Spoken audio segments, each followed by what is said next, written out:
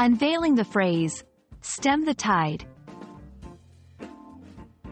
Hello everyone, and welcome to our English language learning series. Today, we're going to explore a very interesting English phrase, stem the tide. This phrase is often used in various contexts, and understanding its meaning can help you sound more like a native speaker. So let's dive in and find out what this phrase is all about. The phrase, stem the tide, has a metaphorical meaning. Originally, it refers to controlling the flow of the tide, the rise and fall of the sea. Metaphorically, it means to stop the flow of something undesirable or to halt its progress. This could be anything from a serious issue affecting society, like a crime wave, to something as simple as stopping the spread of rumors. Understanding where phrases come from can often help us remember them. The term, stem, comes from an Old Norse word meaning, to dam. Think of a beaver dam holding back water.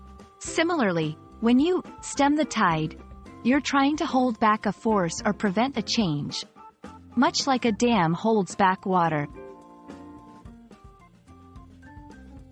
Let's put our phrase into action.